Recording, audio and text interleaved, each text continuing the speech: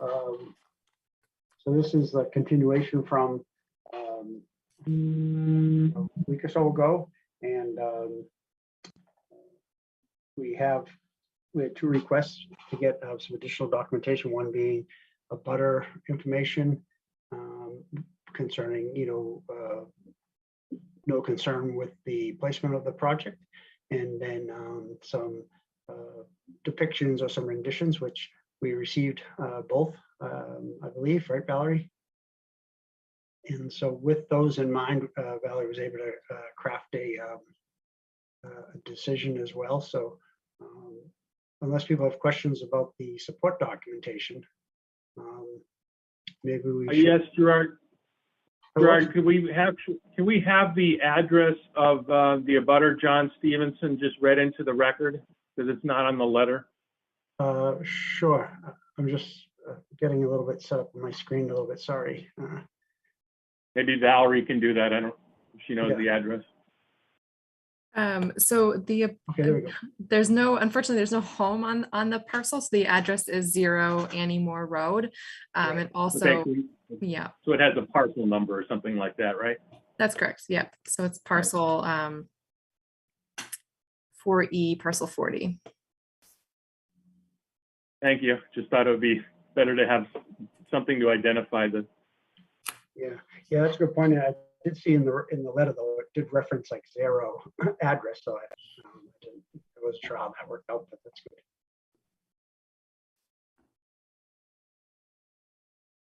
So Valerie, do you want to bring up the draft decision?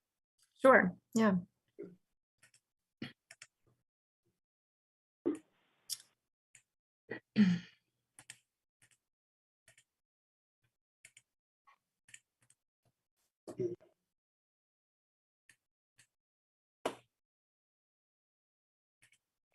I'm not sure who texted me about being available, but I'm sorry I didn't respond. I just got it in and I was getting the computer on. Yeah, that was me. Oh, thanks. Didn't come up with a contact name, so I'll have to put that in. Thanks. So I read through the decision. It looked factual, looked good. I don't know if anyone else had any comments on it. I think the only thing, I think there was a section where, with regard to the I think it was in the findings where or one of the fact patterns about not detrimental to the public good. I don't know if we need to reference the letter from the abutter in there, but I think the language you had in there might be sufficient.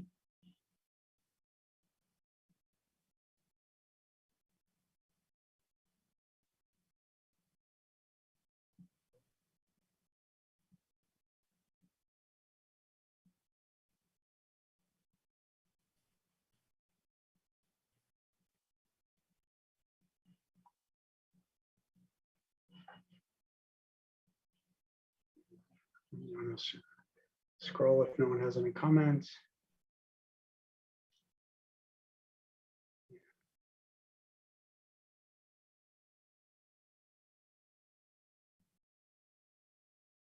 So it says it's item 3 where the abutting property at Annie Moore is undeveloped. Do we need to put in there that we also received a letter?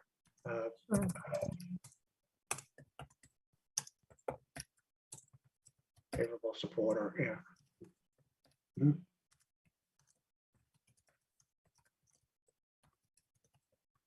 Perfect.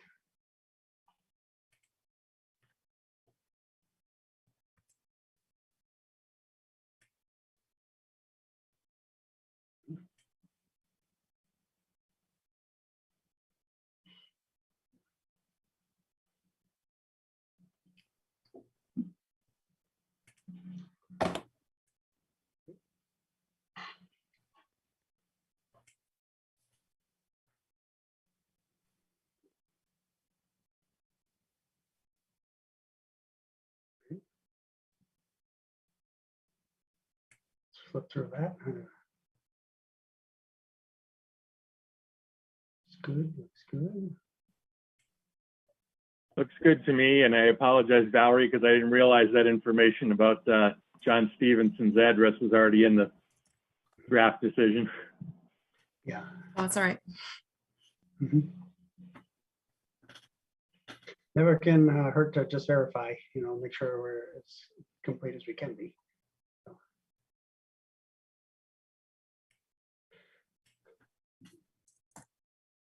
Oh, actually, Brian, you were not available. You were not at this last one. So I go back to Gabrielle. I thought, yeah.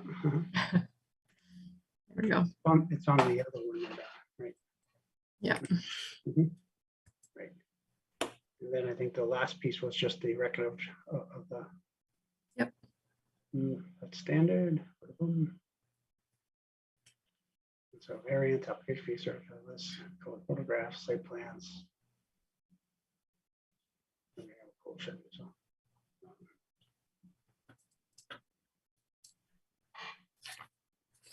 So it looks complete to me.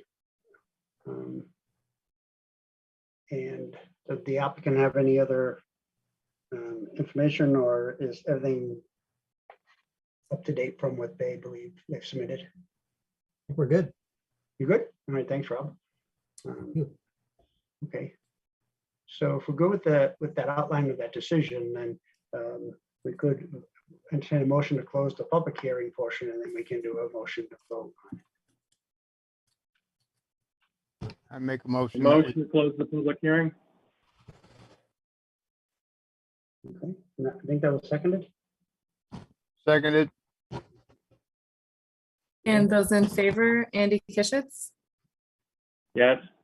Brad Reed, Yes. Elizabeth Hutchins, Yes. Gabrielle Romano, Yes. and Gerard Ahern. Yes. All right. So, so the public hearing is closed. I motion to approve the variance and also to allow the chairman to sign on behalf of the board. Seconded. And those in favor, Andy Kishitz, Yes. Brad Reed, Yes. Elizabeth Hutchins, Yes. Gabrielle Romano, Yes. and Gerard Ahern. Yes. All right. Okay, so the motion passes, and for the variance, so Val, you let the applicant know the process from here, and when it's ready, let me know and I'll come in and sign it. Yeah, that sounds good. Yeah, Rob, we'll be in touch. I think probably early next week, I'll have the hopefully Monday or Tuesday, I'll have the chair signed. So I'll be in touch with you Monday or Tuesday.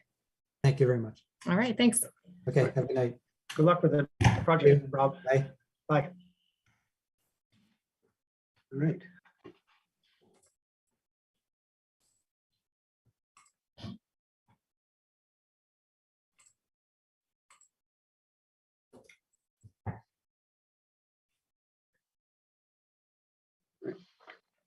The good news is it seems like it's staying static, and I hope that my volume is okay. People can hear me.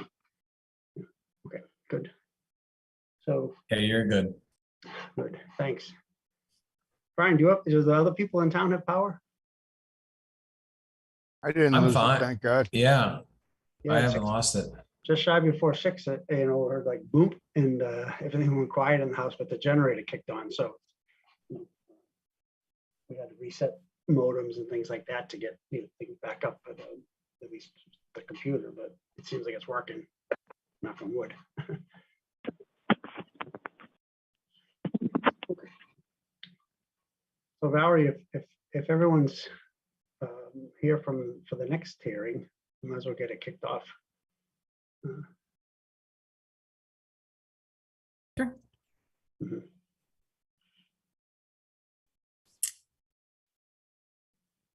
So I don't think I need to do any roll call or anything. We can just get right in. Right, okay. So did you do a roll call before and I just wasn't present when you did it? Oh, actually, I did not do a roll call before. Yeah, so why don't we do one just to be safe? Yeah. Andy Kishitz, Present? Brad Reed, Here. Brian Holmes, Here, Gerard Ahern, Here, Elizabeth Hutchins, Here. and Gabrielle Romano. Here. Thanks. perfect, thanks. Thanks, Gerard.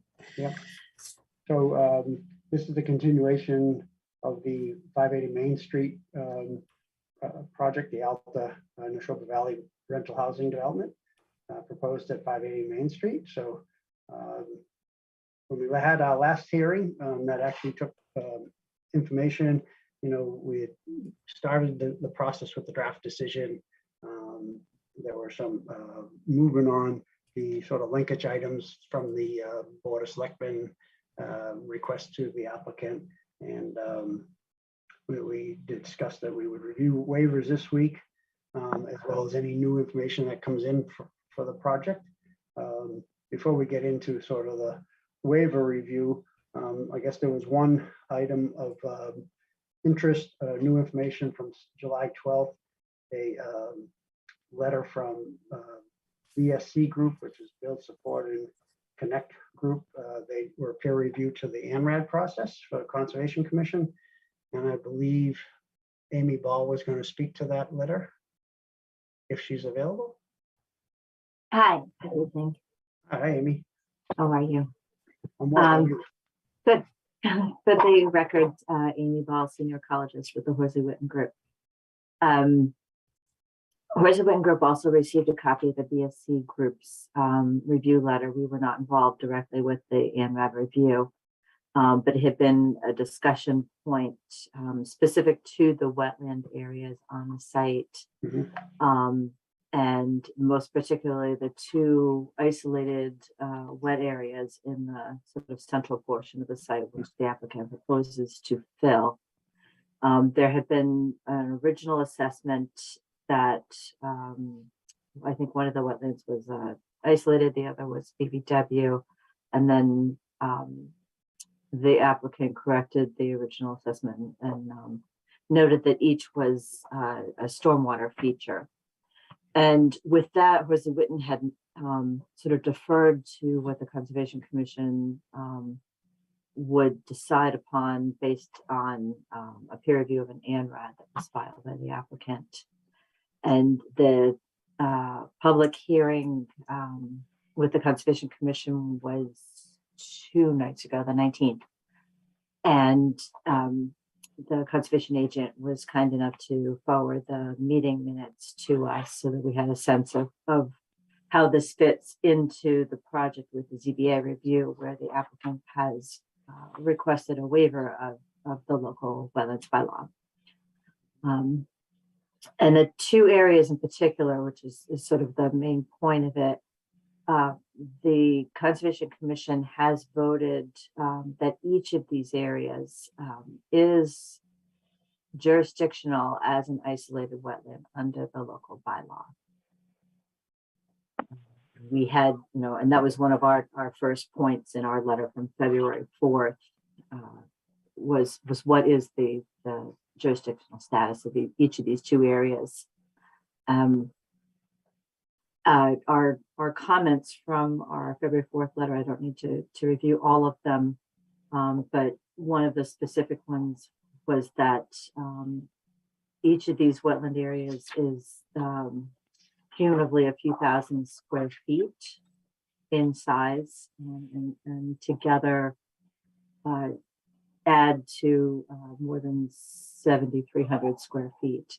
Our comment from February was that even if the local jurisdiction was not made, there would be a possibility that these resource areas would be protected either under the Wetlands Protection Act and or the Massachusetts Clean Waters Act, and there may be a need for additional permitting by the applicant if they were to be filled. Specifically a water quality certification under the Section 401 of the Clean Water Act. Additionally, there may be some review by other agencies such as the Army Corps of Engineers, and this is due in part because they are greater than 5,000 square feet together. So that was sort of the assessment of what came out of the conservation meeting the other evening. They are the applicant certainly can speak to this, but the meeting minutes indicate that there was a continuance of the ANRAD process to early August, and that they the commission was seeking to have the applicant provide some additional information and I believe updated plans to that effect, but for the ANRAD process. So when you say, so the applicant had requested variances from the waivers from the local wetland bylaws, right? I believe that's correct. So this new information would, those waivers could be granted? I mean, yeah, they still apply, is that my understanding? My understanding, and I can't really speak for the applicant, but Yeah. maybe the applicant would like to weigh in on that. Mhm.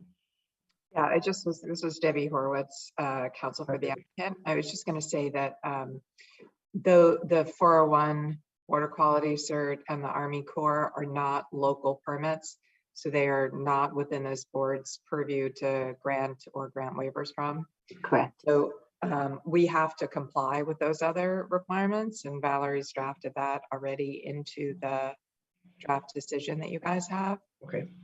So we acknowledge everything that Amy just said, and we are not asking this board to take any action with respect to that water quality cert. I have to admit that we did get a version of the draft decision fairly late in the day today, so I haven't been able to really consume it. I did a quick review just for outlines and see, it was much further along than the draft we had in June, but so if that's been taken care of, that's great. Mr. Chairman, just a quick question. There are all these waivers requested for environmental, variances from the local Conservation Commission rules and regs. And I just wondered if we grant these and there turns out to be an issue, then how is that resolved? Because I don't think we should be granting waivers that have not been dealt with at this point, but that's just how I'm asking the question. Do you want me to try and answer that? Sure. The way that it works is, and you guys may all know this, so I apologize if I'm telling you things you already know, that there's a State Wetlands Protection Act that we have to comply with. That's what we're in front of the Concom with now for the delineation, and then we'll be followed by a notice of intent. So the Conservation Commission will be overseeing the project under the Wetlands Protection Act. What happens where a town like Bolton has their own additional local bylaw, that's really subsumed into the comp permit. It's not separately addressed by the Conservation Commission, which is why we have to technically ask for waivers, but the Concom will still be reviewing the project under the Wetlands Protection Act. Well, further, I just wondered, the town of Bolton has no municipal sewage disposal system. The town of Bolton has no domestic water supply. Right. So these laws or regulations were put in effect reflecting that fact. And if this project fails, because of engineering errors or short-sightedness, we don't have a backup plan. So that's my comment. Yeah, I guess what I would say about both of those things, the private wastewater treatment plant and the private water supply, those are both subject to pretty intensive review and permitting by DEP. And we're, again, no waivers. We haven't asked, you guys don't have authority to waive any of those. So all of these things will still be reviewed from an engineering in-depth, the regulatory perspective. It's just that technically it'll be by DEP and the Concom under the Wetlands Protection Act. And then Mallory, maybe it makes sense to pull up in the draft decision, there's the paragraph where it talks about the environmental kind of the what they'll have to follow if we provide, the variance request. Sure. Yeah, I can pull up that draft decision. That might make Brad feel more comfortable. Sure. I Well, think it's. We don't have to go through that from my point of view, I just am not comfortable with what the state has done. So I guess that's my problem. There's nothing that can be done about it, it seems. The state has bigfooted the whole process. So I'm just asking questions about Yeah. what the process is. Sorry to make you all dizzy. This is condition 12, kind of talks about some of those state level permits that the applicant would be required to obtain. Right. And then any failure after that, I would think that, there'll be provisions in place by their monitoring agreements and all that, that would, work toward fixing whatever's been, broken. Right, the Conservation Commission will be able to enforce the order of conditions that we'll Right. get from them. Mhm. DEP will be able to enforce, in fact, will be holding escrow accounts Mhm. on at least the groundwater discharge permit. So they're not only overseeing it, but we have to fund on what's called a financial assurance mechanism Mhm. at closing, so that if we don't do the maintenance we're supposed to do, DEP has the money to do it. Mhm. Yeah, so I hope that helps a little bit alleviate some of your concerns there, Brad. Yeah, well, it's kind of a moot process anyway, because, even if we we vote it down, they're gonna get it anyway. So I mean, I'm just asking hypotheticals. Right. It's okay. So any other update, Amy, on that letter, or is that the substance of it from your perspective? That's the substance of it. Okay.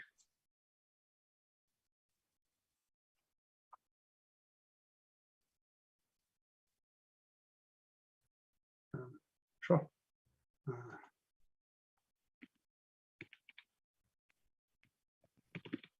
Okay, so so I think I was just told the applicant may have some signage plans or some information that they'd like to present. So if there's that or anything else, certainly feel free to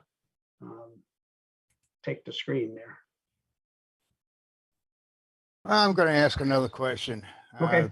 There's a waiver there, basically, of any kind of a economic or impact review for the town. That still annoys me. That would be bypassed by, we're going to be adding 15 to 20% to the population of Bolton. Yeah. And that's going to require, municipal services. It's going to require the schools. It's going to have an impact on the schools, and just this process, is one size fits all. Well, it's good enough for Boston. It's good enough for us. So I guess that's the way it goes. But, I really, I don't know how that would, if I voted against that one, what would happen as far as, I assume the rest of the board would vote for it, but even if this board turned that down, I don't know what the impact would be. Yeah. So I know, if I recall, Joe Pisnola, our peer review consultant on that from the 40B perspective, spoke to that point. And yes, it's not something we can, entertain, given that we have the local need for the affordable housing, and it outweighs the, some of the items that we would normally try to request or get information on. So, but that you're right, we'll have an opportunity hopefully later in the meeting to go through each variance request, waiver request, and vote on them. And I don't believe they have to be all unanimous vote, but we ultimately have to vote to grant the waiver request, and then I think potentially we need to be somewhat ready to vote on the actual application tonight. So with that, why don't we see if the applicant has anything to present? I think Valerie said they had signage information to present, and if there's anything else. Sure, Mr. Chairman, good to see you. Good evening. Hi, Jim, how are you? Board. I'm well, thanks. How are you? Oh, my lights just kicked back on and the generator just kicked off, so maybe that's a good sign. We lost power yesterday for a short period of time as well. Yeah, we had, and apologies for the late submission. We had submitted earlier today some plans for the entry drive signage and some building signage just for basically addresses. Really, other than the entry drive is, I think I'm happy to show the board all of them, but really the entry drive signage is probably the only one really worth taking a look at. The rest are really just a blank square box suggesting where, you know, the address signage might go on the building. So I don't, Valerie, do you have that up, or should I share my screen? Yeah, go ahead and try to share your screen. I think it should be available to you. Okay.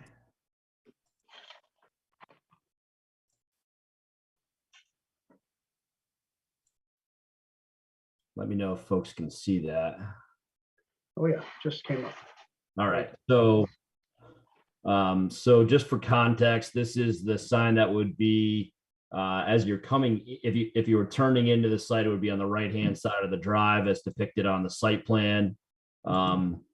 This does not obviously show a logo at this point, given that that's a marketing process that hasn't been undertaken yet. But this is a concept plan for what we think the template of the signage would look like that we wanted to share for the entry drive. And so really not much else to talk about. There's a stone base, proposing a bluestone cap, and some wooden pillars with metal, sort of metal, like mimicking the metal roof on those side pillars. Really trying to tie this into the look of the clubhouse. And then there's some down lighting proposed on the site, as you can see on the top here. Yep. And this is a look from up above down onto the sign. Not that you'd ever see it that way, but just to sort of to show the tops of the posts and how the light is being proposed. So you say those the posts, those are wooden, or are they just, or are they like a fabricated material? Right now, we're proposing them as timber posts. Yeah. And so they'd be like a natural, or what are they going to be? Like match, when you say match the building, are they going to be a certain color? Yeah, I don't know the answer to that, Mr. Chair, just yet, but I mean I would assume that they'd either be a natural color or a light stain first. Yeah. I have another question. You requested a waiver to ignore our town bylaw on sign size. This obviously violates that. Is there any reason it has to be this massive? Not specifically the size, Mr. Reed. I don't have the sign requirements in front of me and how this compares to those, but happy to. 6 square feet is the bylaw. 6 square feet, so 3 by that's quite small. Yes, it is, and I prefer that. I don't see why we need this massive sign. Generally this is about the normal size of the properties that we build and also of our competitive set. You typically would see signage for a building, or especially in a building like we're proposing that is as far back off the main drive on Main Street. So really, without folks seeing the sign, they're not going to know where the property is. So we would certainly prefer it to be of larger scale than 6 square feet. How big is the sign that's currently there? Ooh, that's a good question. I don't know the dimensions. I would venture a guess that that's also larger than 6 square feet, if memory serves. I would think, Brad, there's a new sign at Bolton, at the Bolton Bean area, and that's looks well bigger than 6 square feet. Well, they may have changed. Yeah. What's that? They may have changed the bylaw since I last looked at it. So, I'm just commenting on my knowledge from the planning board. But anyway, Right. But this is part of the, certainly it's in their right to request a waiver as part of. Yeah, I don't understand why they're requesting a waiver from that. Obviously, they must have read it and said, well, we need a waiver. Yeah, right. But this is the process. Well, another consideration is that I believe a larger sign will help to limit the traffic congestion. We don't want people having to worry about or try to figure out where they're going when we already know that there's going to be a lot of traffic coming in and out of this property. Someone's coming to coming to visit someone and is not familiar with their people who are not living there, they're going to need to see a sign so that they're not creating more traffic on 117 Yeah. by pausing or what, Mhm. or hesitating. Good points, Andy. Yep. So. But for the size, and again, I'm not a, person that deals with those types of like scope and item, but I mean, optically, it looks like it'll be, well done and appealing to see. But yeah, we'll just go through the waiver request process and deal with it. But yeah. I guess it's better that we're seeing it now versus, not seeing it and just have it, something that comes up at the end. But so I thank the applicant for presenting it. Mr. Chair, and I'll flip through the others. They're like I said, they're barely worth showing, and I'm not even sure that they, quite frankly, fall into the bucket of needing waivers. If they will load.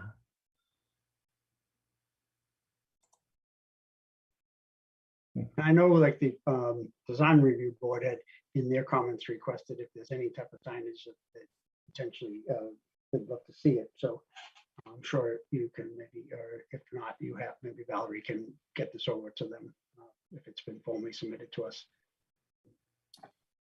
Here's I'm having trouble getting these to load.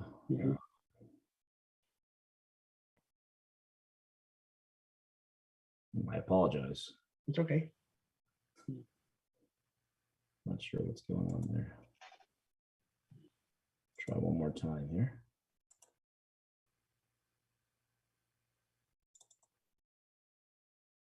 Here we go. Just need to close out. And I'll try to zoom in. There's really all we're looking at is this area here. And and again, I'm not confident whether or not it's even necessary to include this in the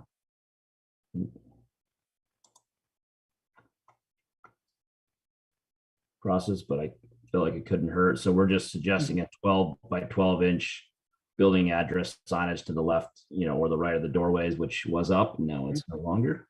Yeah. I mean, There we go. it Yeah, seems so right here. Right.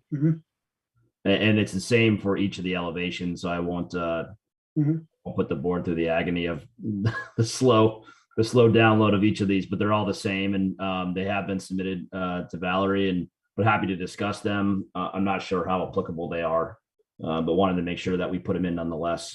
Yep.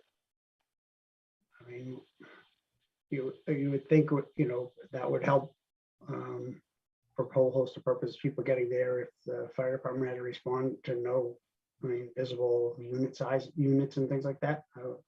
Correct. And even in fact, in the past, on certain projects, one that comes to mind is in Franklin that we did. There was a request from the fire department for something even much larger than this that went on the corner of the building for quicker response time.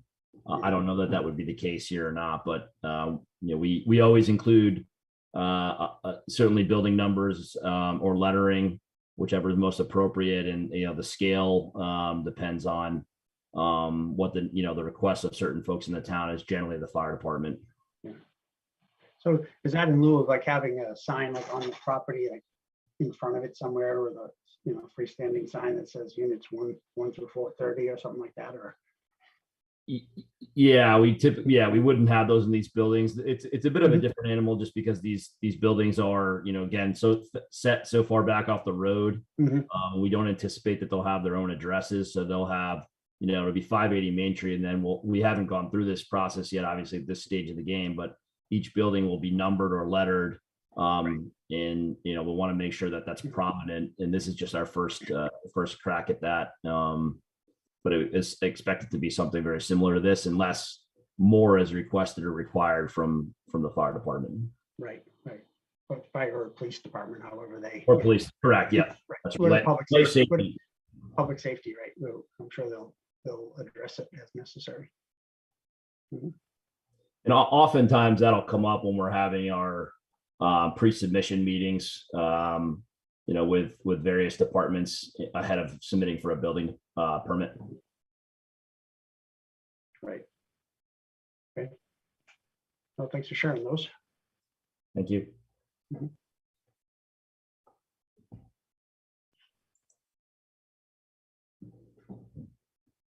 So did you have any update on Amy spoke a little bit about the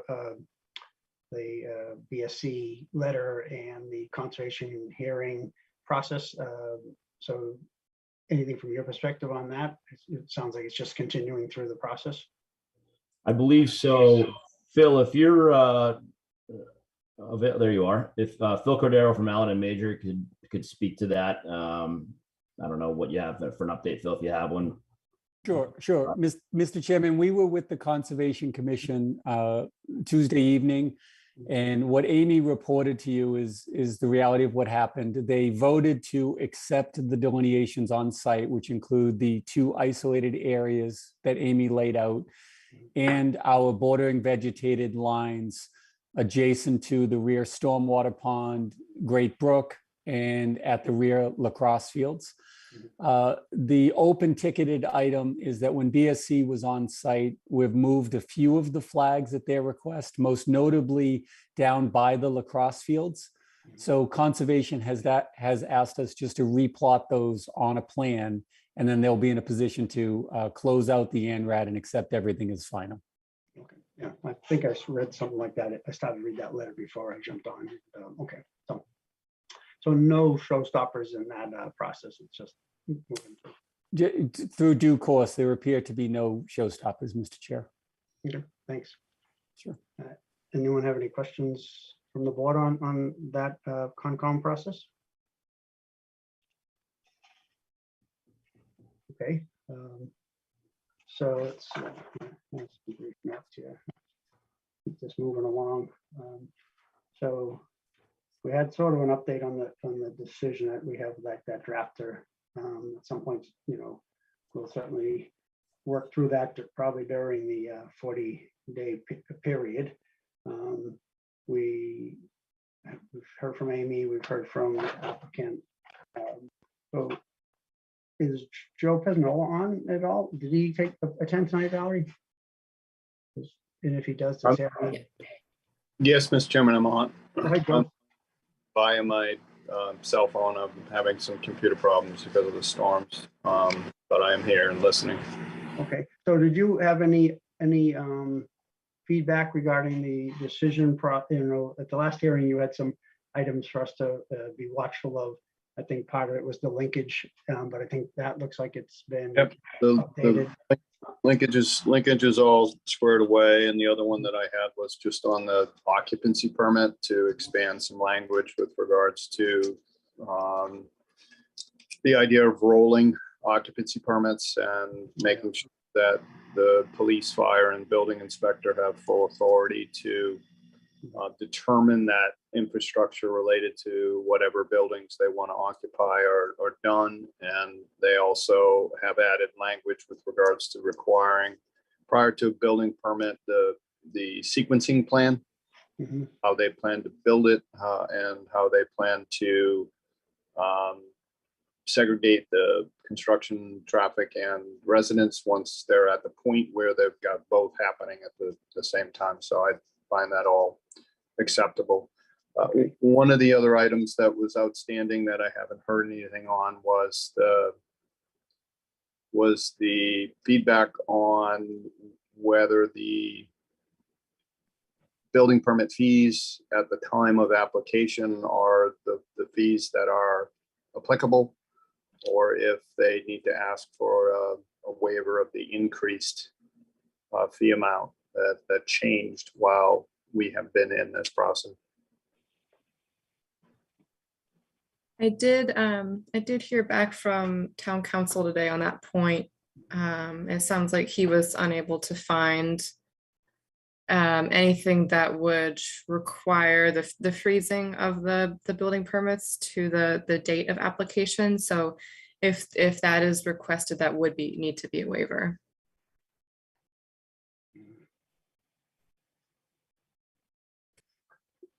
so to that point, on the draft decision as it stands, so it has been drafted amongst yourself, Joe Pisno's had input on from the peer review perspective.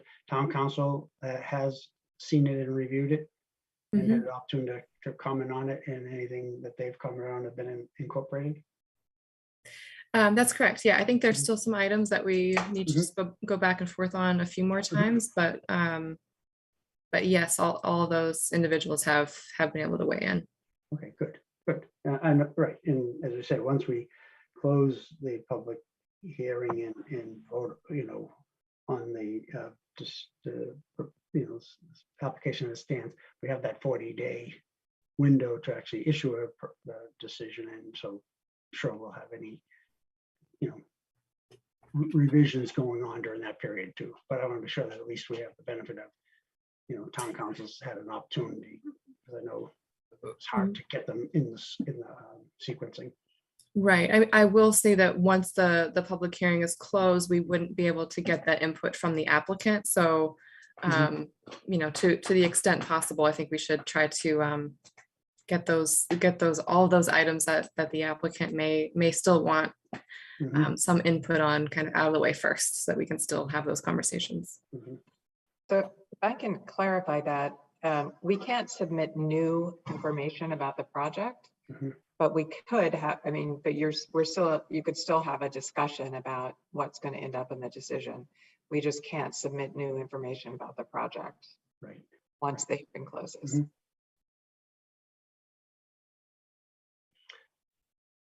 So Valerie, what are you anticipating that were you thinking there's something that you need or we need before we can close as an open item? No, and I don't think there's any further, plan or material. No. Okay. None that I can think of. I don't know if others has anything in their mind, but don't think so. Okay. So why don't we, if that's the case, I think one thing we said we should go through and look at the actual waivers. So if you want to bring up those waivers, and we can go by section and get any feedback from the board or anyone else online. And then maybe at the end of each section, we can take a vote or have a motion to take a vote on those sections on whether we vote to grant those waivers. Sure, I can pull that up now. And I actually do want to amend what I just said. So I think we are waiting on one plan. I apologize. So I think there was still the plan that would kind of show how the existing cart path would terminate at the project site. It is, I think it's referenced in the decision, though I don't have it. Right. But yes, let me pull up the decision or the waiver list. Yeah, because in the version that Lisa sent us to look at, it referenced the attachment that would be but I didn't see them in there. So.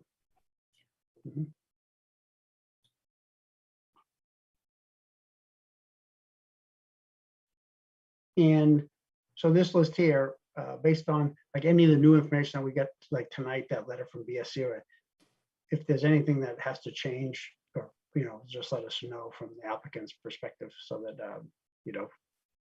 we can take care of that today versus if we were to close the hearing, then whatever problem procedurally. So all right, so we have a waiver list from June 23rd, 2022.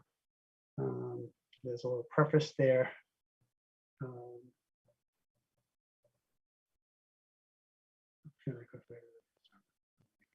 Okay. So we have the wetland bylaws, the first section 1, which is section 1.18 wetland bylaws. So Joe, do you have any problem with the language where they sort of say the applicant will request a waiver from this bylaw to the extent that it requires separate permit? Are these specific enough that we generally vote on? Yes, Mr. Chairman, it's just a process waiver.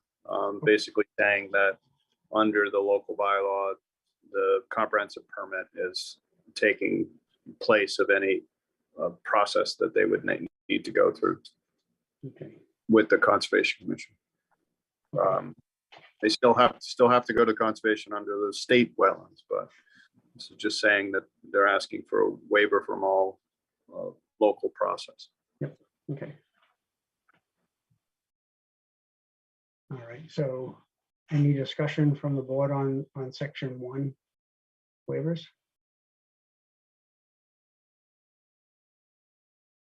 And if not, then would we have a motion to accept that section 1 waiver?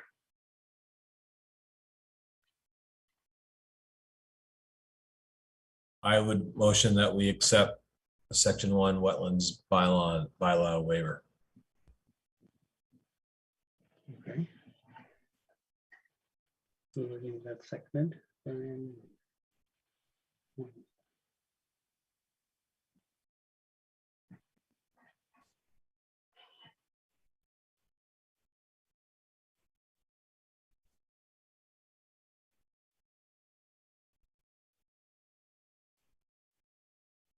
did anyone second that? Yeah, second. Thanks, Emily. Okay, so And yep, and those in favor of that, Brian Holmes, Yes. Andy Kishitz, Yes. Brad Reed, No, Gerard Ahern, yes. and Gabrielle Lamano. Yes. All right. So let's go to section 2. So again, this is sort of similar then, Joe, that this is part of the process waiver. It's from the, and then it has some actual waivers from specific sections of bylaw. Yes, again, on this one, DEP has full jurisdiction over the groundwater discharge permit. Mhm. So there's some areas of the Board of Health bylaw that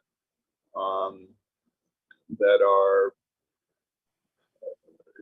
kind of crossover with regards to wanting to be involved in part of, in the process, but all said and done, it's not similar to a septic system in which there is local bylaw that pertains and Title V that pertains.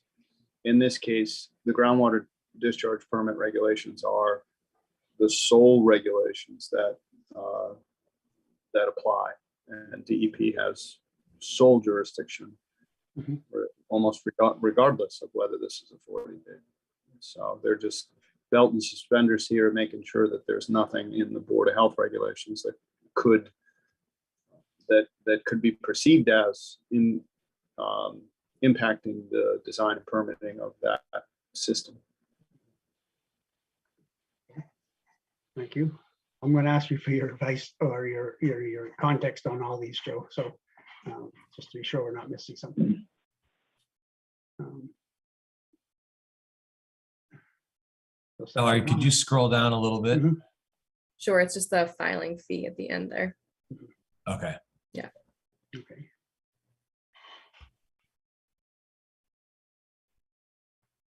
A motion to accept the waivers included in section 2.0. Thank you. Second. All right, thanks, Brian. So, Brian Holmes, Yes. Andy Kishitz, Yes. Brad Reed, no, Gerard Ahern, yes. and Gabrielle Lamano. Yes. All right, thank you. All right, so it's section 3. So Board of Health protection to groundwater. So again, pros will be done in accordance with DEP groundwater discharge program. Mr. Chairman, I apologize. That was what I was talking about last time. Right. With Uh-huh. Groundwater discharge permit. Yep. I was gonna say, it sounded similar once I started reading through that. So in that, well, we already just approved the other one, but yeah, I'm sure. Yeah, the other one was a process. Process, right. Yep. Okay.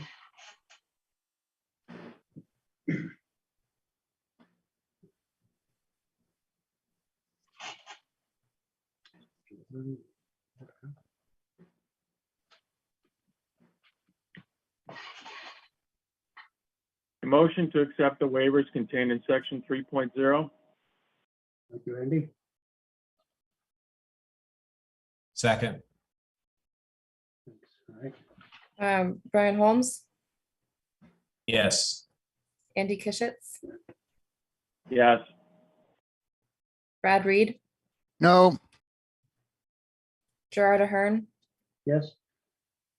and Gabrielle Lamano. Yes. Okay. Now, section 4. Section 4 is the Board of Health regulations requirements for the subsurface disposal of sanitary sewage. So this is again DEP related, so DEP will be the oversight. Yes, and again, here it's more specific with regards to setback distances that the town attempts to impose upon groundwater discharge permit, the effluent fields or components of the wastewater treatment facility. And they're just asking that DEP setbacks apply. And just for information, the DEP setbacks on a wastewater treatment plant are more than the state requirements, the Title V requirements for a septic system. So they believe that the distances in those DEP regulations are more than satisfactory. Thanks.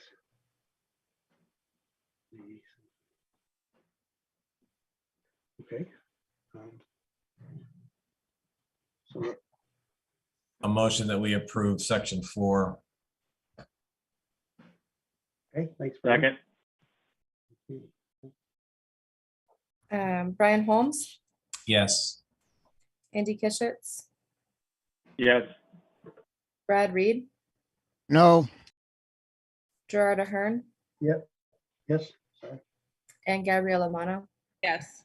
Okay, thanks. All right, so section 5, you can scroll down to there. That's Board of Health wells. So, Mr. Chairman, this is similar in that this is not just a private well, but this is a public water supply. Right. Highly regulated, and full jurisdiction is with DEP. So to what the applicant is doing is, to the degree that anyone could construe that the local well regulations would have anything to do with this well, they're asking for a waiver from that. But again, DEP will take full control over that. It's again highly regulated, highly monitored, with reporting. It's much more onerous than a private well. It's essentially the same as what a municipality has to go through. They have to test the water, and if the water needs treatment, they have to treat the water. DEP oversees all of that and continually oversees that for the life of the project. Okay. A motion to accept the waiver in section 5.0. Thanks, Andy. Second, Brian Holmes, yes. Andy Kishitz, Yes. Brad Reed, yes, Gerard Ahern, Yes. and Gabrielle Lamano. Yes. Okay. So section 6.0, which is the subdivision rules and regs. So let's see. So, Mr. Chairman, by admission here, the applicant is saying that don't believe the subdivision rules and regulations are applicable. Mhm. But to the degree that anyone would believe that they are, for any reason, they're looking for specific waivers from design requirements for what would be a subdivision road. I don't see any harm in the board acting on this. The requested waivers are, extremely detailed, specific, construction level. And Concrete cover.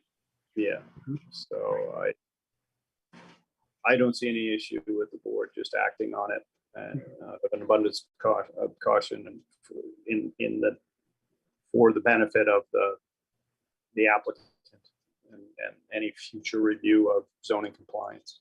Mhm.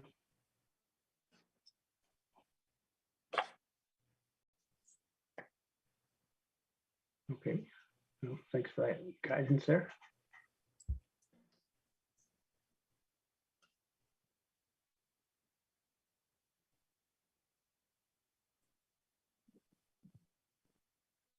Do we have a motion to entertain section 6.0?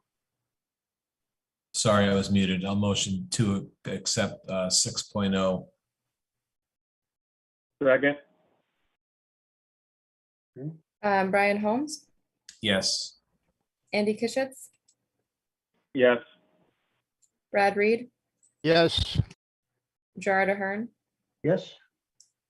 Gabriella Mano. Yes. Perfect. All right. So we got section 7.0. So again, groundwater protection, basically saying it's going to be deferred to Mass DEP program requirements for siting and design. Restoration from these. So I guess that whole chapter 147 is, so that would be necessary, Joe, to where we usually have specific waivers to Yeah, whole section. Mr. Chairman, I want to take a quick look at chapter 147, just to see whether it's speaking to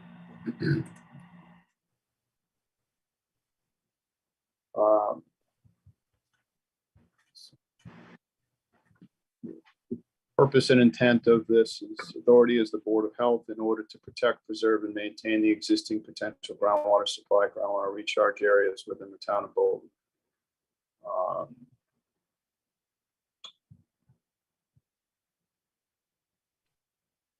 So essentially, it's requiring a special permit from the Board of Health for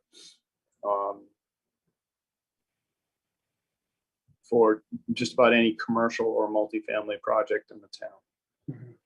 Mhm. The only thing that's exempt from the bylaw is application of fertilizers in accordance with manufacturer's recommendations, Title V septic systems, and the construction of single-family dwellings. So,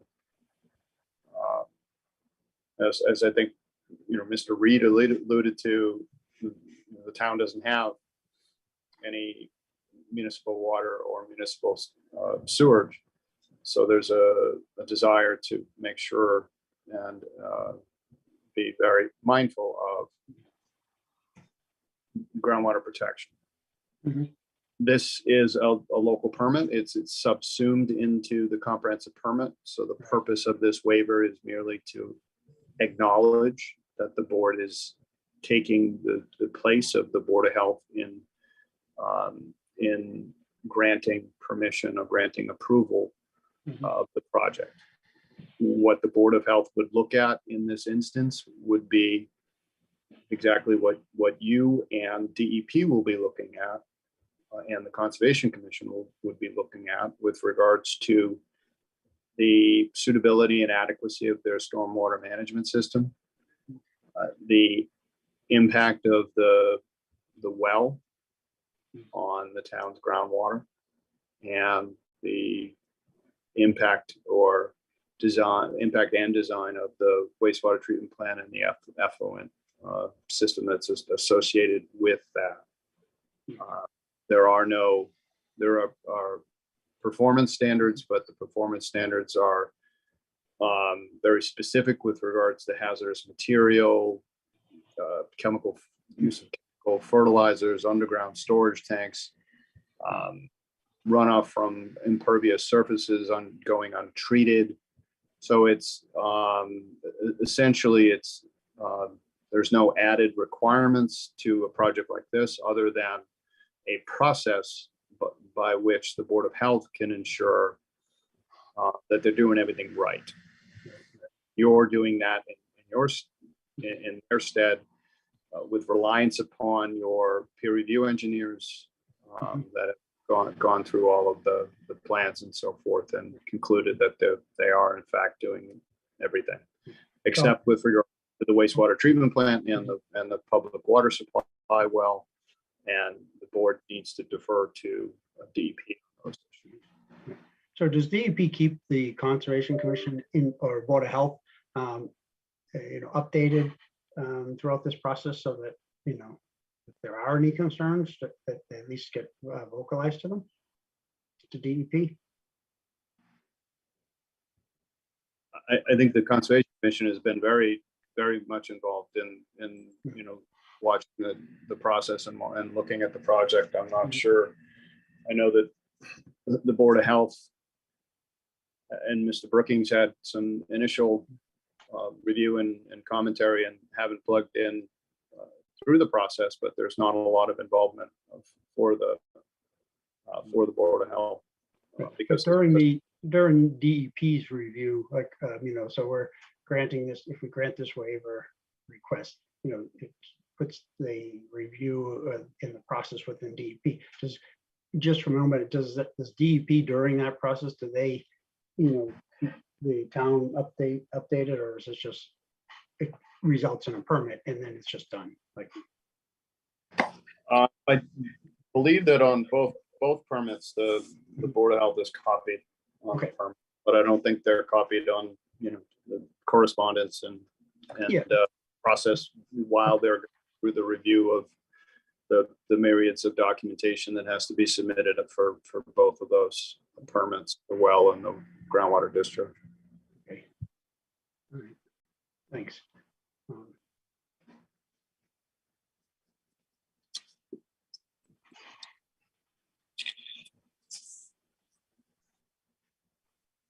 Any comments from the board on that? On Joe's analysis there? I guess I don't see why they need the waiver, quite frankly. Just let the process go as it is. I'm sorry. Well, I think because they're looking at, because that would be another area they'd have to go through town process, but, being part of the 40B, I think this area, as Joe mentioned, it's subsumed under the 40B permit process. Is that correct, Joe? Yeah, it's always a question whether or not you need to include these process waivers, because by definition, all local approvals are subsumed. And if the board didn't act on this, it wouldn't be saying now you have to go to the Board of Health, because you cannot Right. condition your approval or leave things out of your approval that require subsequent local approvals. The comprehensive permit is the one and only requirement, but many applicants just do this out of an abundance of caution, so that when anyone, a bank or equity partner or anything they do on the financial end of it in the future, if someone is looking at the completeness of the comprehensive permit to make sure that all the T's were crossed and the I's were dotted, they include these. In my mind, they're harmless for the board to act upon and include.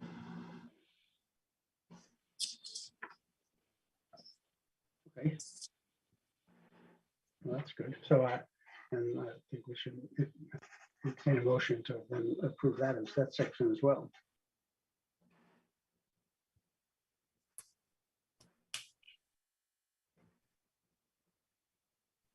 I motion to accept the waivers under section 7.0. Thanks, Andy. Second,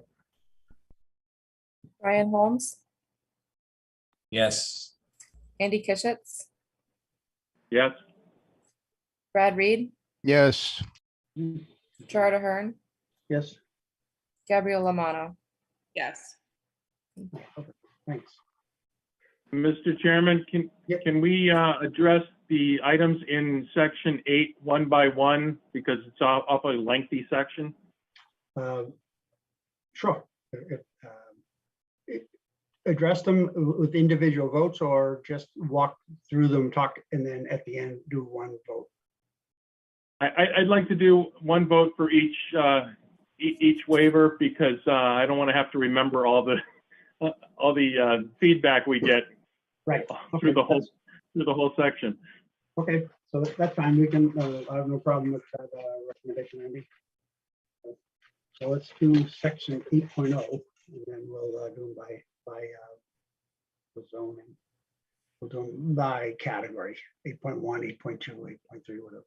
Okay, so 8.1, waiver that residential use is within the limited business district, okay?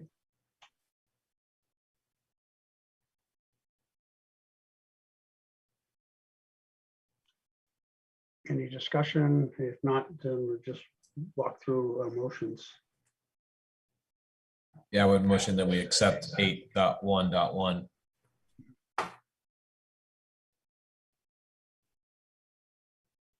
second, Second, Brian Holmes, Yes. Andy Kishitz, yes, Brad Reed, yes, Gerard Ahern, Yes. and Gabrielle Lamano. Yes. Okay, so 8.2. So that's dimensional, one building per lot. And then they also have the 4 residential structures, clubhouse and whatnot, so. 8.2 is pretty common for our 40B projects. That's right. I recommend that we accept that waiver, 8.2. Second, Brian Holmes, yes. Andy Kishitz, Yes, Brad Reed, yes, Gerard Ahern, Yes, and Gabrielle Lamano. Yes. perfect. So 8.3, dimensional regulations, building height. The request from building height restrictions due to the construct the 4 3-story residential structures.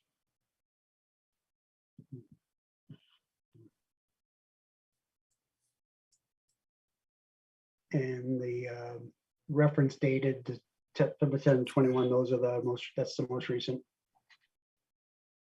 document for that. I don't think that is at this point. We have seen more recent iterations, I believe. So any of those types of dating things we can clean up during the Right. the 40-day period. Okay, so. Yep. Right. Okay. I motion we approve 8.3.1. second, Brian Holmes, Yes. Andy Kishitz, yes, Brad Reed, yes, Gerard Ahern, Yes. Gabrielle Lamano. Yes. All right, perfect. All right, so we're scrolling down. 2.4 deals with driveways, parking, schedule minimum parking. So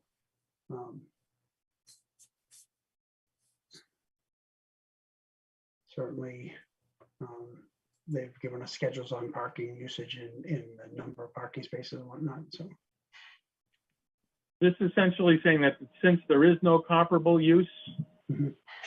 in our town, then they're want a waiver from it. That's right. Yeah, I think we don't have anything, of course, related to apartments. So really it's single family homes.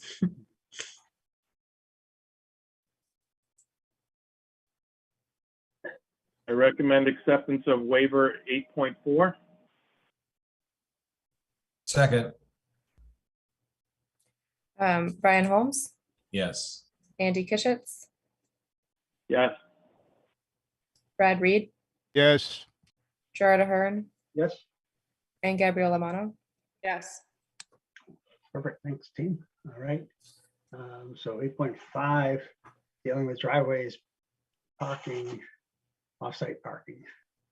Request a waiver from section. Is the point here that they're saying providing 16 parking spaces basically is in lieu of any other concerns, any other requirements for off-site parking? No, if I can just respond to that. We agreed with the Board of Selectmen to provide 16 spaces on the Bolton Manor parcel. And so all we're saying is whatever permits are needed for that, we don't want to have to separately go get them. Mhm. We would like this board to, if we're going to do it, we'd like this board to approve being able to do that. So, okay. That seems reasonable considering you've been asked to provide those spaces. Yeah, I will motion that we approve 8.5.1. Second. Brian Holmes, Yes. Andy Kishitz, Yes. Brad Reed, yes, Gerard Ahern, Yes, and Gabrielle Lamano. Yes. okay. So 8.6 is the next one, driveways and parking. Parking dimensional regulations.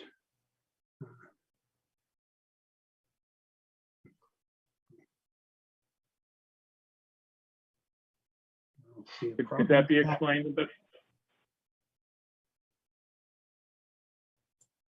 What was that, Andy? I broke up on my Could computer. that be explained a little bit further? I'm not sure I understand what the requirement is and what they're trying to. I believe that this is a widening of parking spaces where the parking space directly runs up against a sidewalk, so that there's room for a car door to be opened. Or for people to, appropriately get out of their vehicle.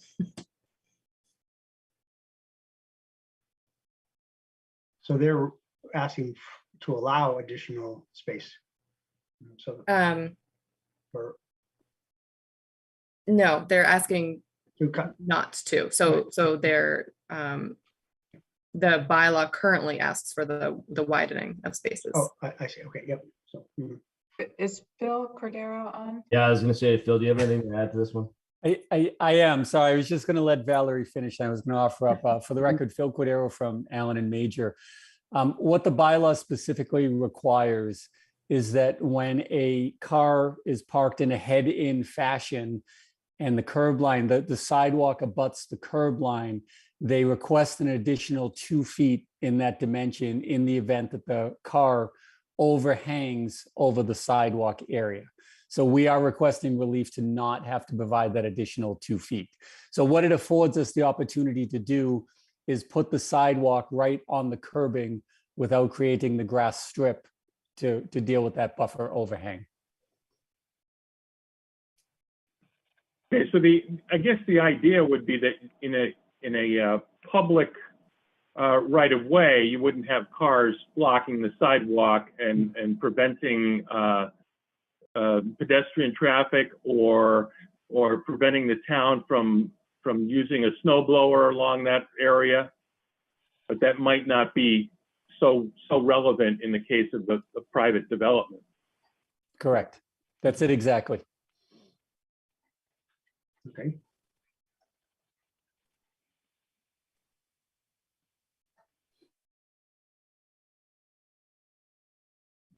I motion to approve the waiver under 8.6. Second.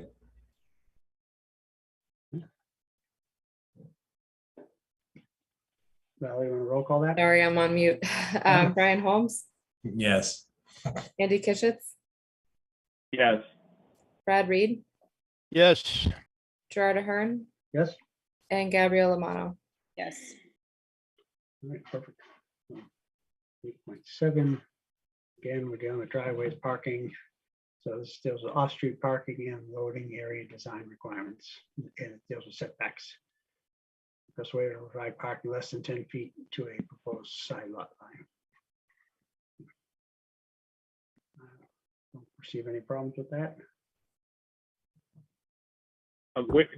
Where is this relevant to? Do we know? Are there specific areas of this property that are? Yes, along the western, I believe this is related to the western edge of the property that is, there's parking directly adjacent to the property line with the Bolton Country Manor parcel.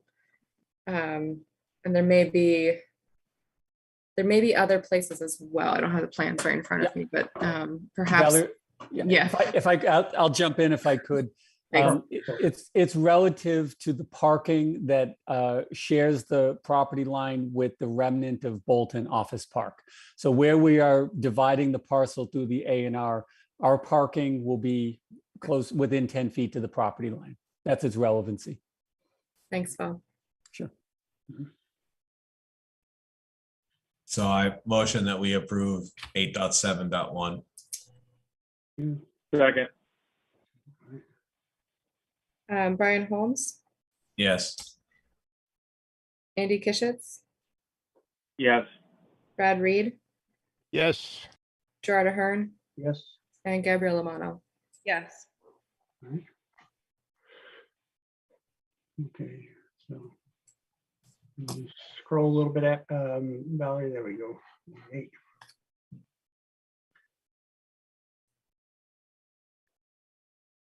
Central perimeter buffer strip for common lot line property. So that's similar to what was just discussed a little bit above, as far as the what's causing it, the A&R process. Yes, Mr. Chair, that's the same. So the previous one was the dimensional setback. This is the requirement to landscape within that same setback. Okay.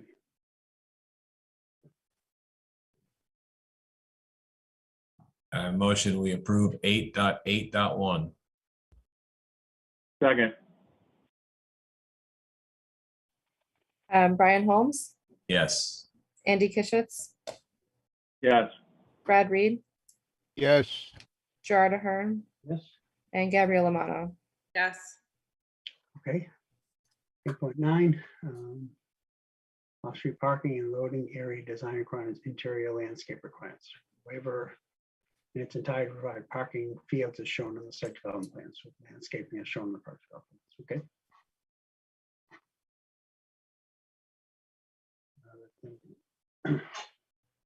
That should be fine. I don't have any questions.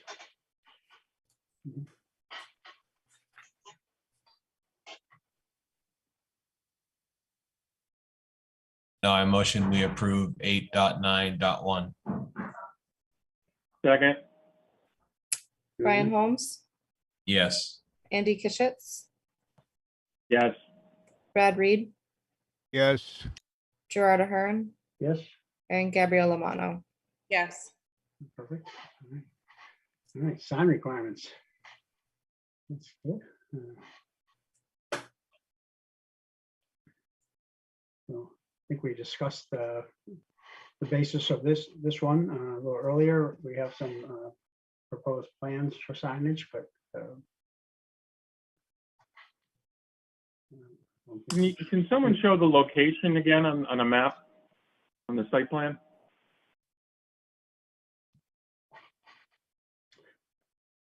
I think You we wanna, said it was toward the clubhouse. Yeah, do you want to take that, Phil? If you have site plans up right now. I do. Let Okay. me just share the screen real quick. Thanks, Phil. Thank you. Sure.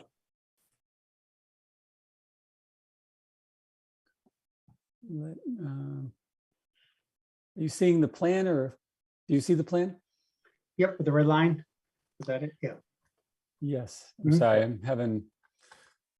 I see all of you and not the plan. Bear with me for just 1 second.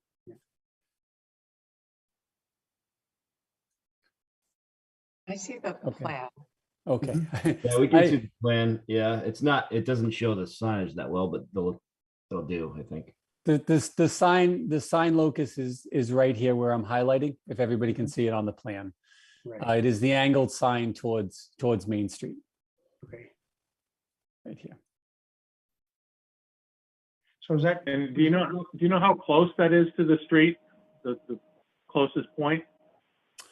I can get you that answer. I don't know off the top of my head, but if you want to bear with me, I'll get it out of the plans and report it back to you if that's okay. so Phil, when that's Yeah, at an yeah. angle, oh, where that's at an angle, is there signage on both sides? It's one-sided, Mr. One side, Chair, okay. one-sided. Mr. Chair, then the existing office park signage is on the other side where Phil's got, Right, that's Phil. Mhm. There you go. so it looks like it's a little further setback than the existing signage from the road. It is, and I will get you that dimension. So the existing signage is obviously going to stay. Is that just going to be for the office, or will that have some of your signage on there as well? That is just for the office. So the piece that remains will just reference Bolton Office Park. Okay. It looks like there are some trees around that location. Are you suggesting tree removal for the purpose of placing the sign, or would the sign be right in front of those trees? So that is part of the landscaping package. So we will create a perimeter of landscaping around the base of the sign. And then the placement of the street tree, if you will be located around the sign. So it may be slide down southerly just a little bit to make sure the sign is not encumbered by tree branches. And same is true for a street tree. Again, lack of a better term, this may shift slightly westerly once the sign position is installed. Mhm. Okay.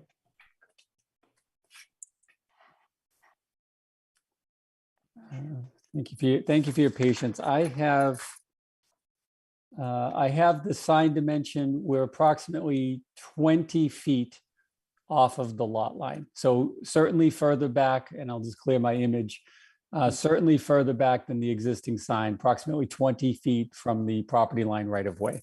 Mhm. Okay. So that answer your inquiry, Andy? Yeah, as I mentioned before, I'm not as concerned with the size of the sign as I am with sight lines and ensuring traffic flows smoothly. Yep. Okay.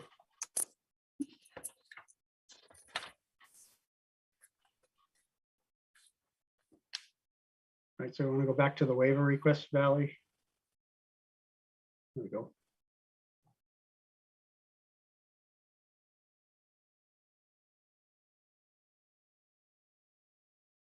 Right, so we're I at motion to accept waiver under section 8.11.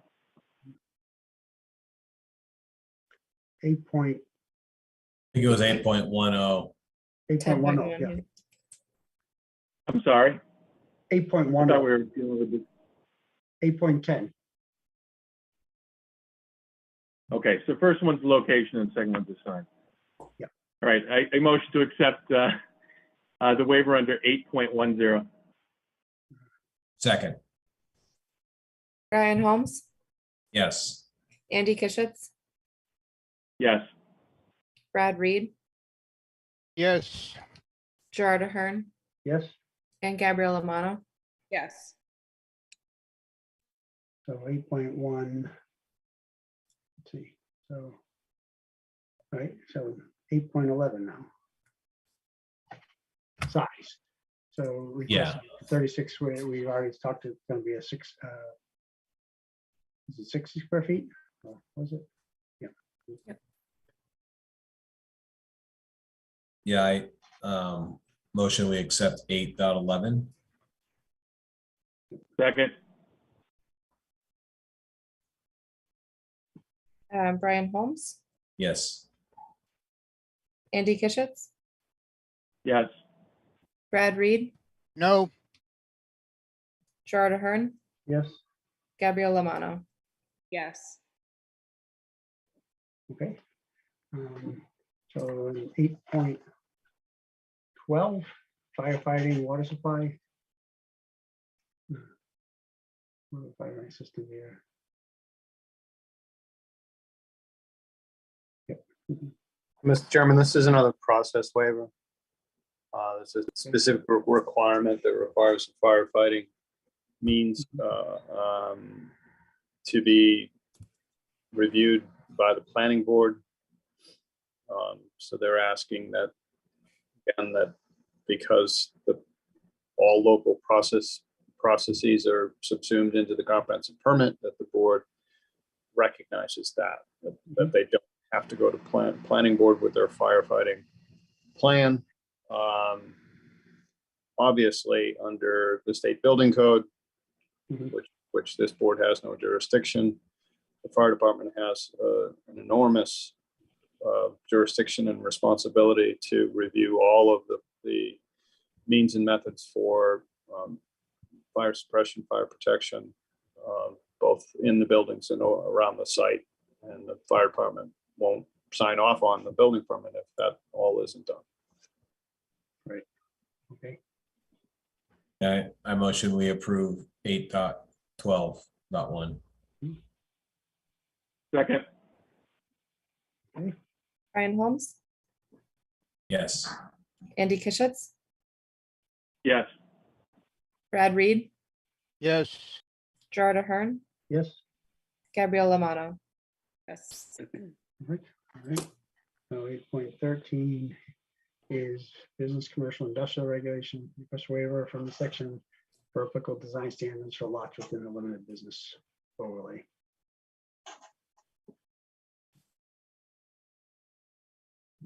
So, no, I have no questions.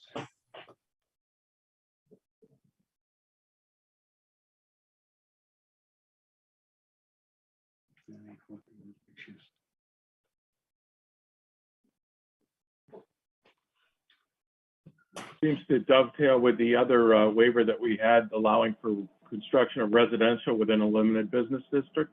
Mhm. Yeah, this and the next one sort of, tandem, but yes, we'll deal with this one first.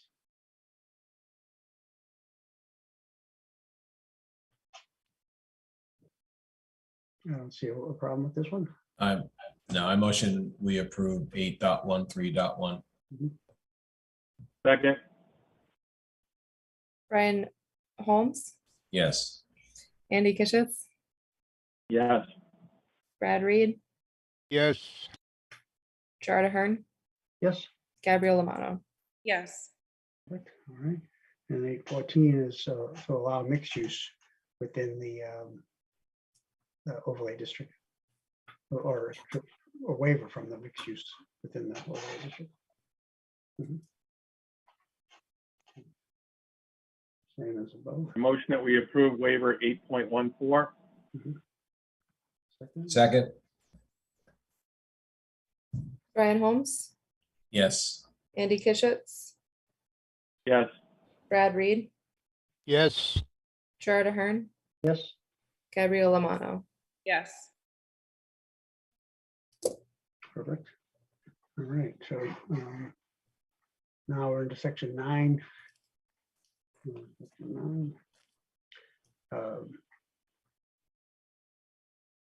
Andy, on the same method, or are you comfortable with reviewing these three in tandem in just one motion? It's worked so far. Let's look at them one at a time. Okay, We're going perfect. through them pretty quick. Okay, good.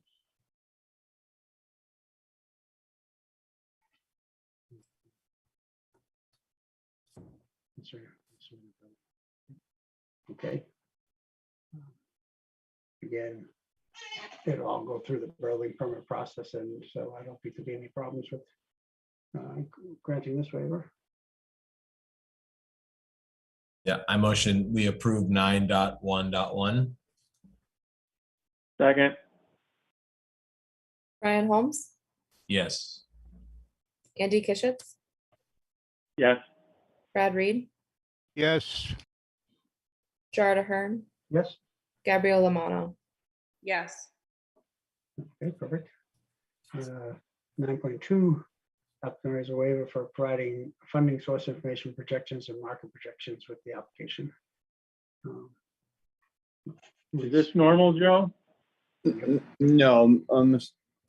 Chairman, this requirement flies in the face of the 760 CMR 56, the 40B regulations in defining what's in the purview of the zoning board and what's in the purview of the subsidizing agencies. And this is clearly in the purview of the subsidizing agency.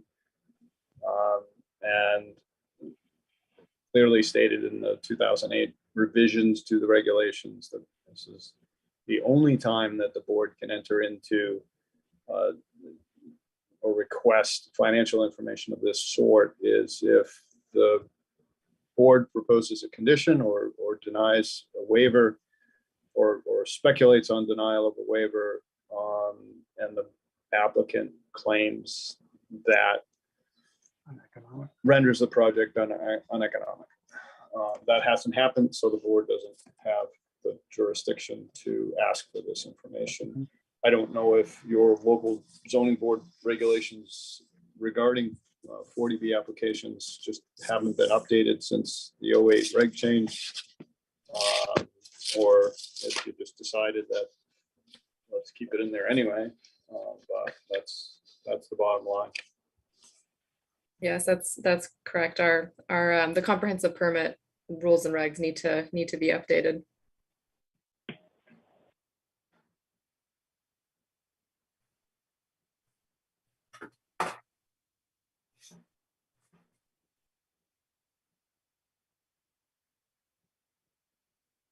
So they wouldn't need this if they were updated. Correct. Oh, okay. Then I motion that we approve 9.2.1. Second, Brian Holmes, Yes. Andy Kishitz, yes. Brad Reed, No, Gerard Ahern, Yes, Gabrielle Amano. Yes. okay, thanks. And then 9.3. So, Mr. Chairman, we had quite a bit of discussion on this one. Right. And while I assent that the board would be limited in consideration of many of these things with regards to deliberation and ultimately rendering a decision, because they go outside of what the board is to consider. And the balancing test that is kind of skewed against the town in that the need for affordable housing outweighs local concerns of this type. So impacts from a project really wouldn't rise to the level to overcome that balance. That said, I did admit that from a planning process, from a planning standpoint, the information would be important to the community. And given the fact that this is a very large project, larger than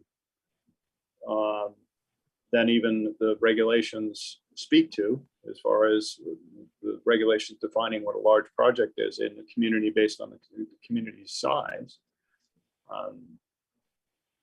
that it will have impact, and the town will have to react to the impacts on schools and recreation, open space, and things of that. And for planning purposes, we'll have to move to address those issues. Right. With that said, the board may ask the applicant if they would be willing to provide such information to the town at some point, to utilize their resources and their funds and even if they have garnered some information through market studies that they've done for their own purposes to determine the economic viability of their project and to be able to tout that to their their financial people and their equity partners, maybe they could put together such a narrative as a condition, prior to occupancy or even after occupancy, just in assisting the town in reviewing these impacts and for the purposes of future planning and budgeting for the various departments in town that may or may not be affected. So we I would can, feel we can request a detailed narrative for information and planning purposes, but we cannot use the results of those to prohibit the development. Correct, and that's why I'm suggesting that it be done, posted with the comprehensive permit at some future date. Can I just chime in for a minute? Because Sure. most of the impacts that are listed here have been studied by us and by your Peer review. consultants already. So I think the only one that hasn't is schools. Impact on Right. schools. Yeah. Traffic, transportation, recreation, open space, roads, solid waste we're taking care of on site. So all these things have already been taken care of. I think Well, I would argue that what impact you're going to have on the police department, the fire department, from the standpoint of the increase in population, schools. I know that we've studied traffic and project related things, but we're talking about influxing a populace that's a large number to the base population. So, does the police department need to consider adding an officer? Does the increased traffic, does DPW need to do anything with future allocation of funds for road maintenance based on that? I don't think it's a heavy lift, and it would, but it's in the spirit of cooperation. I'm not Yeah, saying well, my comments, go ahead. My comments were based on the information we were given, which was basically a unit tax return to the town of somewhere around $3,000 a unit when you figured out the math. And the average house in this town is paying in excess of $10,000 in real estate taxes. So when you add that population, there's going to be a huge drain on the people who are paying the full boat. So yeah, I think that's an important impact on the town, but obviously the developer doesn't want to discuss it. So yes, I get annoyed with this process. The state really doesn't give a damn because they're fulfilling their need for affordable housing, but there are some retired people in this town who aren't going to be able to afford the boat. So that's my comment. Yep. I also think it's a good thing to have on the back end. To Joe's point, it's acceptable, I think, to get this information after the approval or not of the project, just so that it's clear that it has nothing to do with that. But I do think it's really important to disseminate this information to the various departments, just so that we have something that can be a little bit more proactive rather than reactive. Yeah. So can I just I make agree a with- suggestion? I'm sorry, go ahead. I was going to say that I agree. Would that mean that as a board that we would reject this variance request and ask for that to be part of the decision? My understanding is if we reject it, they'll just appeal it anyway. So, I mean, I intend to vote against it, but from a practical could put the standpoint, it doesn't do condition. anything.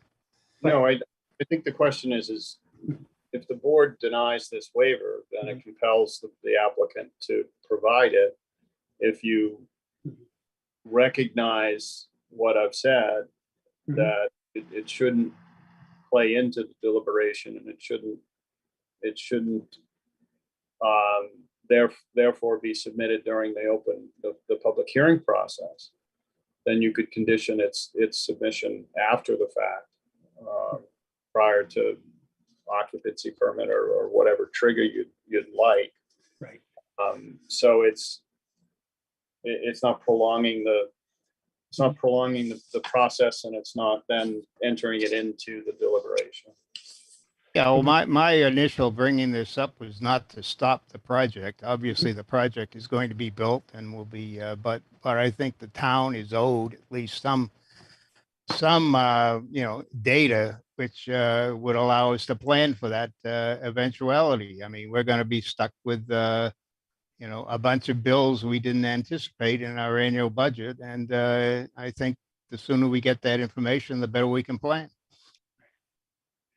So then process-wise, Joe, we would entertain a motion to either accept the waiver, the grant of the waiver, and then we would craft a condition that speaks to obtaining the narrative of the information, pre-building permit or occupancy or whatnot at some defined point in time.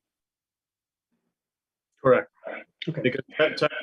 Because technically this is a requirement to be submitted during the process. So I think it would be correct to accept the waiver, but stipulate that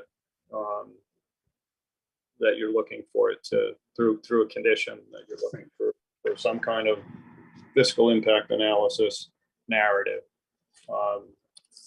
done at some point in the future. And I wouldn't ask that it be any different than any other narrative that's been submitted to the town in accordance with this provision. So if we don't accept the waiver, then that means that they would have to, would the applicant then have to provide that information before the decision? I'm just trying to figure out why it makes sense if we accept it or deny it. Because technically, if the preamble to this zoning board rules and regulations is these are requirements for submission during the process. So you need to accept the waiver to that extent. Could it be attached to a request for this information before occupancy permits are issued? So the project is built, but couldn't be occupied before they get it? I mean, I recommend that. I don't think it needs to be that draconian, but you always want to have some leverage with regards to information that's being provided. The developer's not going anywhere. That's going to take them a long time. So, maybe you can cut them some slack and say prior to the last occupancy permit. We really haven't crafted any conditions that speak to the role other than the one that speaks to the rolling occupancy permit. But the bottom line is there will be multiple occupancy permits issued because of what they're planning. So you could cut them some slack again and require it prior to the last. So is it better to have the applicant perhaps request a revision to the waiver they're requesting, or do we do it ourselves? No, I think you I think you can modify through a motion the acceptance of the waiver with the proviso that the applicant provide the narrative in accordance with that condition X. And then you add that condition to the draft. I like that approach. Yeah, that's good. Okay.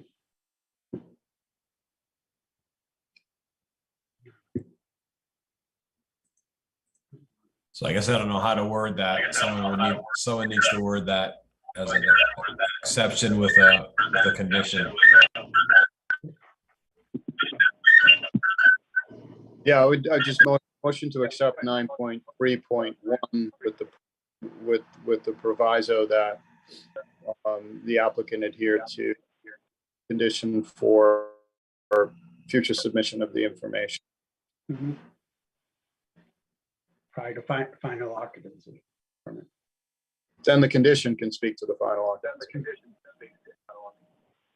Okay, Okay, I would make a recommendation that we approve 9.3.1 with the condition that before final occupancy is granted, the information in this is provided. so fiscal narrative. Okay, Second, Second, Brian Holmes, yes. Andy Kishitz, yes. Gerard Ahern, yes, Brad Reed, Yes, Gabrielle Lamano. Yes. okay. And then last item, looks like it's, well, we get two more. So 10 is special permit conditions.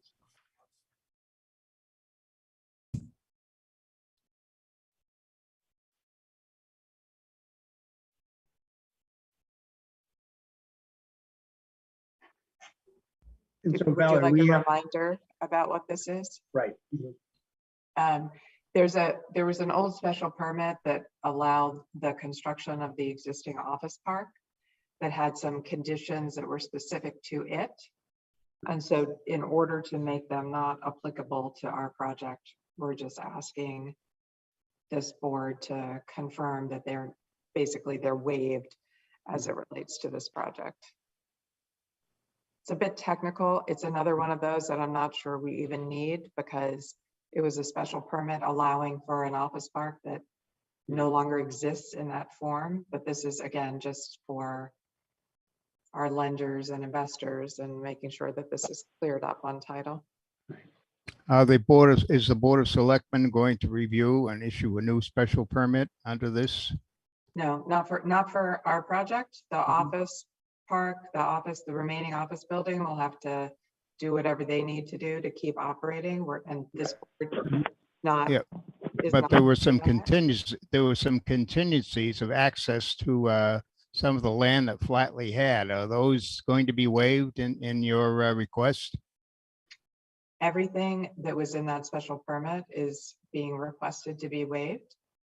And I think, although you'll get to it with respect to number 11, we've negotiated deal-specific connections and access points with the Board of Selectmen separately, and those are in the draft decision that you have. Okay, so this has been brought selectmen at this point. You have negotiated this agreement with the selectmen. Is that what I'm hearing? The linkage, yeah, it's in the draft decision that Valerie sent you. Yeah, I haven't had a chance to read that yet. So Right. anyway, Yeah, there's thank a you. host of conditions in there, Brad, about sidewalks, monies that they're going to provide to selectmen to be able to improve the culvert, to improve I think the playground, to move or help relocate the common gardens and things like that. So all that, much of these items are then enveloped in section 11 and in the actual document. Good enough. Mhm.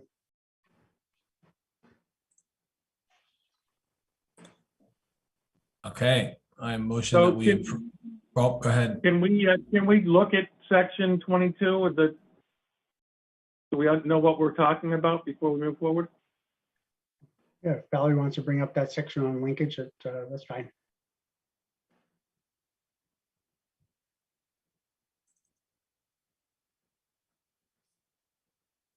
Are you there, Valerie? Oh, yep, there she goes.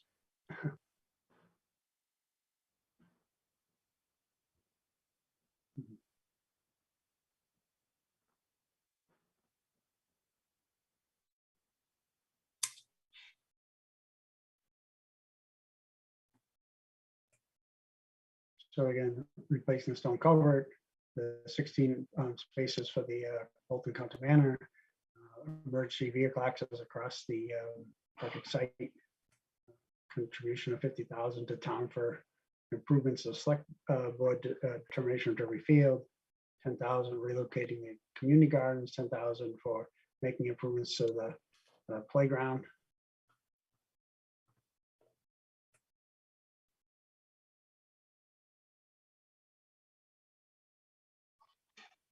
You want to scroll a little bit, Valerie? Mm. Then there was sidewalk construction, right, you know, so.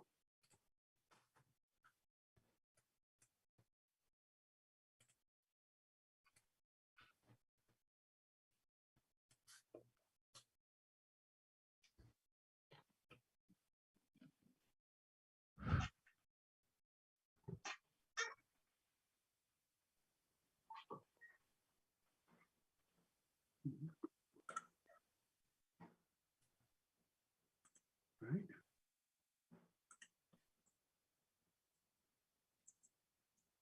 So I don't see a member of the select board involved in this meeting here, but Valerie, you can validate that this was approved, all these linkage items through the Yes. board? Yep, exactly. Yep.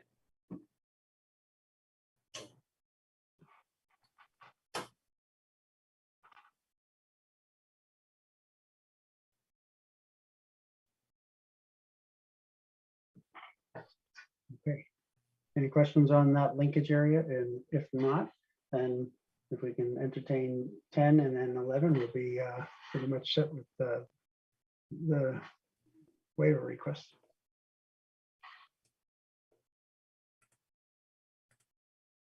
We'll go back to the waiver request, Valerie. There you go. Mhm.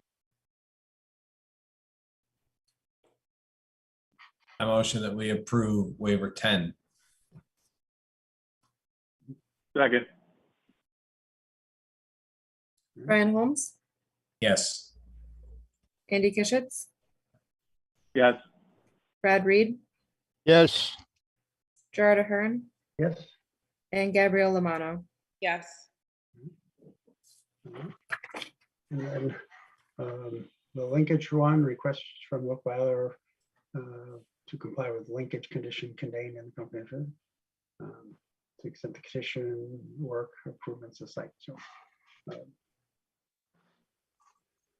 believe we got that all covered in that section 22. Yeah, I motion that we approve number 11. Thanks. second, Brian Holmes, Yes. Andy Kishitz, yes, Brad Reed, yes, Gerard Ahern, Yes. Gabrielle Lamano. Yes. Okay. And that's the end of the waiver list there, right, Valerie? Yes, that's correct. All right, good. Well, that was a little bit tedious, but that was well worth it. So appreciate the board's involvement on that and the interactions from the Joe particularly, and certainly the applicant in responding. So look at the agenda here now. So are there any open items for submission at this point, Valerie? I don't think there would be, right? You referenced a plan, but Right, so it would just be the plan showing the access to the existing cart path. mhm. So if we were to motion to close the public hearing, can we condition that to receive that? Yes, you could do that. Yeah. Okay. Because at this point, all the big pieces have been, sort of kicked and peer reviewed, and I think we're at the point where we're otherwise we're bumping up to at some point the, deadline anyway. So I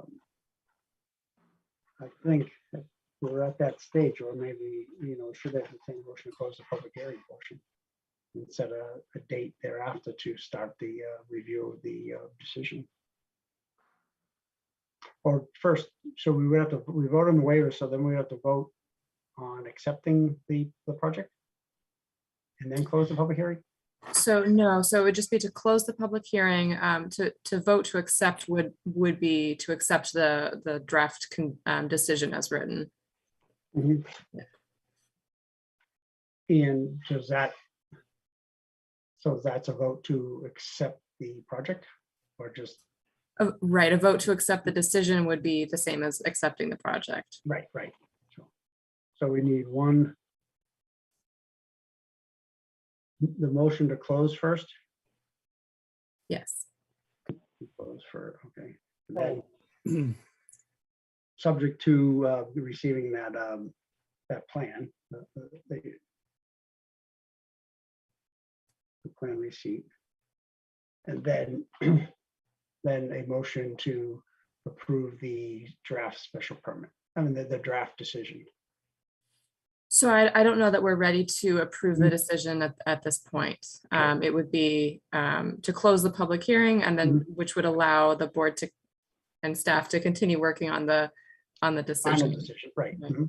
Right, so we don't vote on the actual acceptance, we vote on the waivers tonight, but we don't vote on the actual acceptance of the project until we, That's what I would recommend. yeah, until we actually have the decision reviewed, because I know the board hasn't necessarily reviewed the decisions.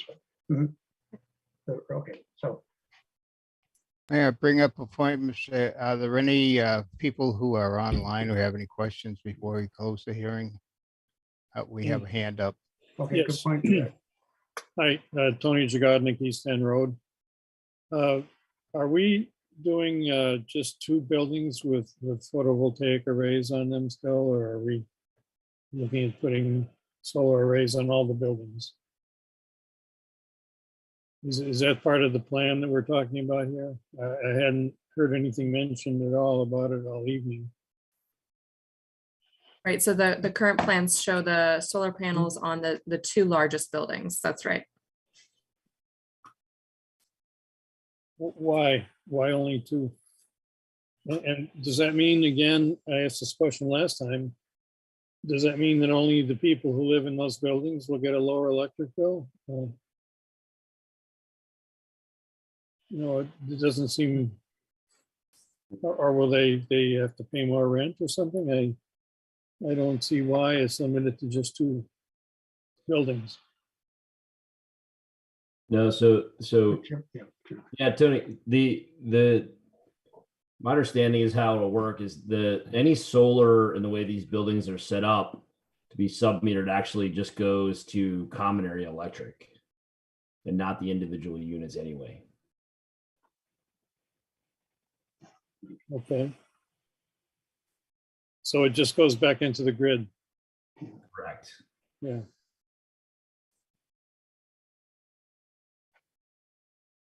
But you have a lot of valuable roof area that's sited, in the right direction and everything.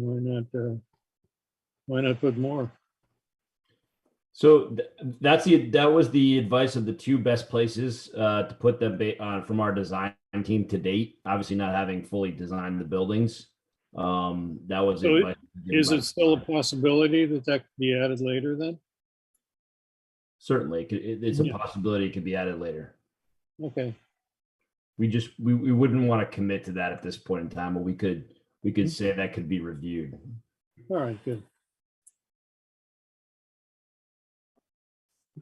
And I also didn't see anything discussed here this evening about the building code. So you will follow whatever building code is in place, right?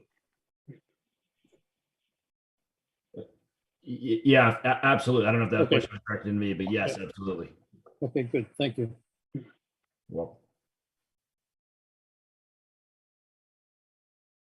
Okay, Valerie, were there any other questions with hands up? I didn't see anything on my screen, but thanks for bringing that up, Brad. Yeah, I don't see any other hands up. Okay.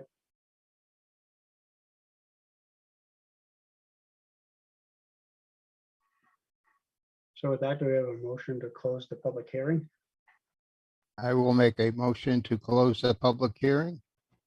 And that would be subject to receipt of that plan that Valerie mentioned. Mhm. You I just add think that will just be a condition when you Okay. do the permit. Yeah. Okay. All right, so we have a motion to close the public hearing from Brad Reed. That's second, okay, thanks.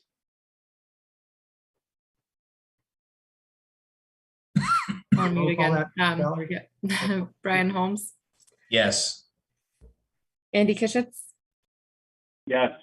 Brad Reed, Yes, Gerard Ahern, Yes. Gabrielle Lamano. All right. Yes. All right, so public hearing portion of this is closed, so.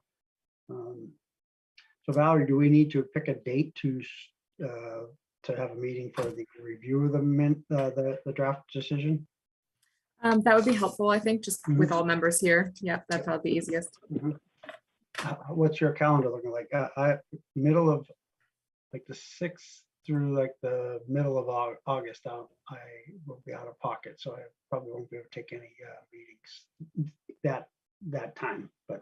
One quick question. How many days do we have? 45 days from 40. this? 40 days. 40 Okay, days, right, from today? okay. So Gerard, you said you're out the week of August 8th. Well, right, I think the 6th to the 13th or whatever that is, yeah, something like that, but Okay. that may be overlapping the weekend, yeah. I mean, we're pretty close to final here. I feel like. Let me I just, think it'd be better to meet in the next couple of weeks while it's Yeah. all still fresh. exactly, yeah. Well, so how about sometime the week of August 1st? What's August 1st? Is that a Monday? That's Monday. So, Any day but Wednesday's fine with me. I'm unavailable that week, but I'm not voting, so I don't know that it matters. well, you could certainly, if they distribute a decision, certainly if you have any comments, certainly let us know or let Valerie know. Yeah. So we can at least entertain your feedback as part of our review, if we have a Zoom meeting. Okay. Okay. Mr. Chairman, I am not available on the 1st. Okay. Do you have any availability that week, Joe?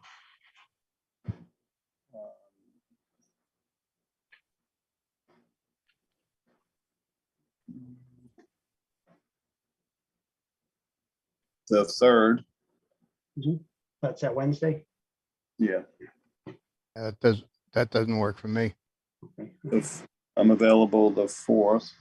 Okay. Or- So anyone available Thursday, the 4th? I could do the 4th. I can do the 4th.